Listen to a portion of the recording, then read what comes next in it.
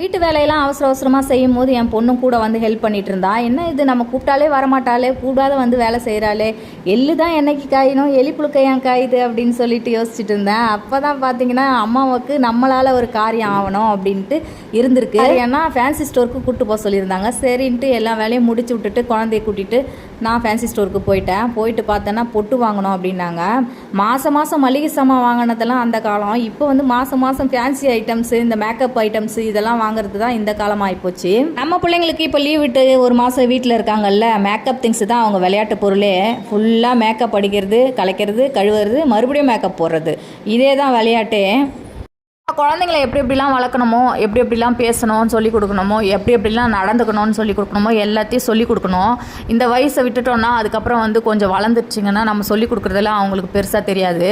ஏன்னா ரெக்கம் முளைச்சி பறந்துருவாங்கன்னு சொல்லுவாங்கள்ல, அந்த மாதிரி வயசு வந்துருச்சுன்னா அவங்க எதுவுமே கேட்க மாட்டாங்க.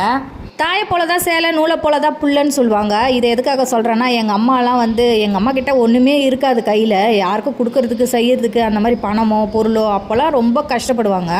ஆனாலுமே எங்கள் அம்மா யாராவது வீட்டுக்கு வந்துட்டாங்கன்னா அவங்களுக்கு இருக்கிறத எல்லாமே கொடுப்பாங்க. எடுத்து இதை சாப்பிட்றீங்களா, இதை பண்ணுறீங்களா, இதை எடுத்துகிட்டு போங்க அப்படின்னு சொல்லிட்டு கொடுப்பாங்க. எங்கள் வீட்டுக்கு பக்கத்தில் இருக்கவங்கலாம் வந்தாங்கன்னா எங்கள் அம்மா நல்லா கவனிப்பாங்க. அதே மாதிரி தான் எனக்குமே இப்போது எனக்கு அந்த குணமே இருக்குது. யார் வந்தாலுமே எனக்கு வந்து அப்படியே உட்காரவே தோணாது. போயிட்டு ஏதாவது எடுத்து அவங்களுக்கு கொடுக்கணும், அவங்க வீட்டுக்கு எடுத்துன்னு போகிறதுக்கு ஏதாவது பொருள் கொடுத்து அனுப்பணும் அப்படின்ட்டு தான் எனக்கு ஓடிட்டே இருக்கும். நான் எதுக்காக இதெல்லாம் நான் சொல்கிறேன்னு வச்சுக்கோங்களேன், எங்கள் அம்மா வந்து எனக்கு உட்கார வச்சு எதுவுமே சொல்லி தந்தது கிடையாது. அம்மா இது மாதிரிலாம் இருக்கணும், இது மாதிரிலாம் இந்த உலகம் இருக்கும், இப்படிலாம் நடந்துக்கணும்னு எனக்கு சொல்லி தந்ததே கிடையாது.